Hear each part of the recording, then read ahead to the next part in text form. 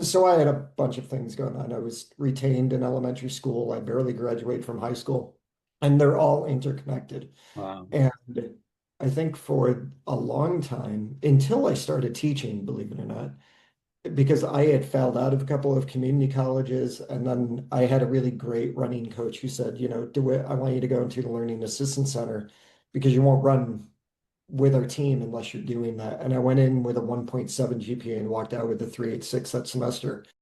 With all that being said, for a long time, I felt like I was always on the outside looking in Mm. because my life just wasn't the same as the lives of my very, very good friends. And, Wow. I'm youngest of five. My mom was two of my siblings were out of the house, but trying to raise us and she had her GED. She had gone back to get her GED after my dad died.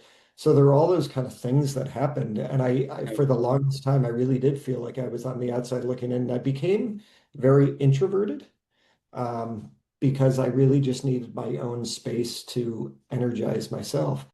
I say that teaching changed it because for a variety of reasons, like I just mentioned, with you meet students who have it much, much worse than you did. And also, I think you, I found myself when I was teaching. Like I just felt like I taught first grade. I connected with the kids, and that was a place that actually helped me thrive. Mm. And I could just exhale and just breathe differently because with kids and teaching, we just had this special community going on every day. And in many ways, teaching saved my life. So Mm.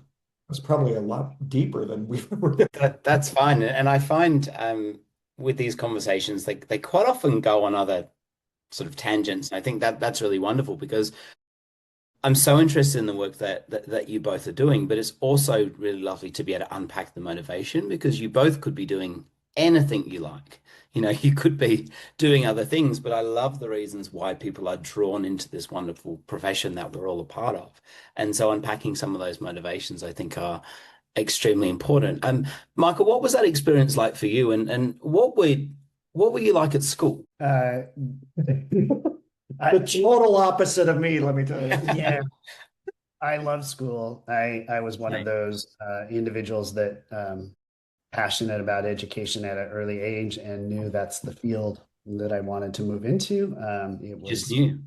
It was just what I wanted to do, and I think the big piece for me is in losing a parent so young is committing to what really matters Mm, and having um, and it kind of goes back to a previous answer when there are difficult moments that you're working with when you're leading and you're whether it's a difficult moment for a school or an individual within the school, refocusing them on, what really matters and how can we move this situation forward in a good way. Because for me, the death of a parent is one of the strongest. I've not lost a spouse, I've not lost kids, so I'm not putting that in, not experiencing that. But the death of a parent is the worst thing that I've had to experience so far in my life. And it puts things into perspective, other things that are you in the moment you think, oh, this is terrible, but when you gain perspective, and I feel like that death helped me gain perspective more quickly when I'm in situations that are not good Mm. and helping others through those situations as a leader within a school and Yeah. in a school district and be able to write and communicate with a level of empathy Mm. that helps propel the school or the system Yeah. forward.